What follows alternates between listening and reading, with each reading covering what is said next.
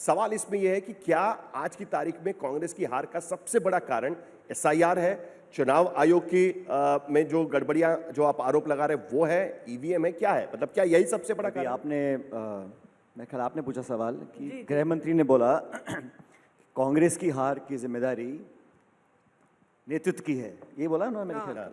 Party ने, हाँ party नेतृत्व, ठीक है, उन्होंने बोला। सवाल दूसरा है, 2024 में जहां बीजेपी की 400 सीट आ रही थी 240 आई, उसकी जिम्मेदारी नड्डा जी की है या प्रधानमंत्री जी की है? अगर आप काउंटर क्वेश्चन करेंगे, ठीक है, हम तो सामूहिक हम लोग हारे जीते, जनता ने किया। जो 400 पार की बात करते थे वो 240 पे अटक गए, वो जिम्मेदारी किसकी है? प्रधानमंत्री की है, राष्ट्रीय अध्यक्ष है भाजपा की? तो ये कहना बड़ा आसान है, तुम हार गए, तुम हार गए।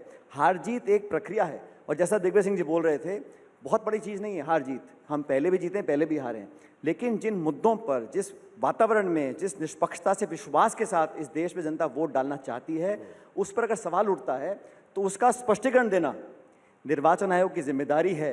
एक सेकेंड, आप लोग बार बार कहते हैं कि आपके बिहार के हार कारण क्या रहे। आप सवाल,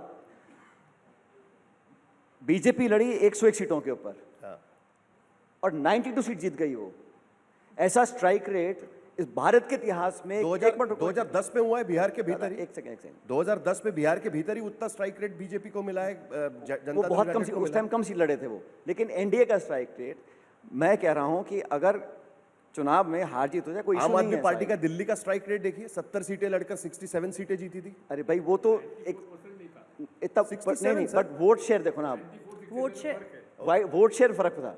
वोट शेयर जो है बहुत ज़्यादा बड़ा नहीं है, लेकिन स्ट्राइक रेट बहुत बढ़ गया। तो इतना कहना ठीक है भाई, हार जीत होती है, हम हार को स्वीकार करें। कौन कह रहा है कि हार को स्वीकार नहीं कर रहे हैं? हम जहां जीते वो भी स्वीकार कर रहे हैं और हार भी स्वीकार कर रहे हैं।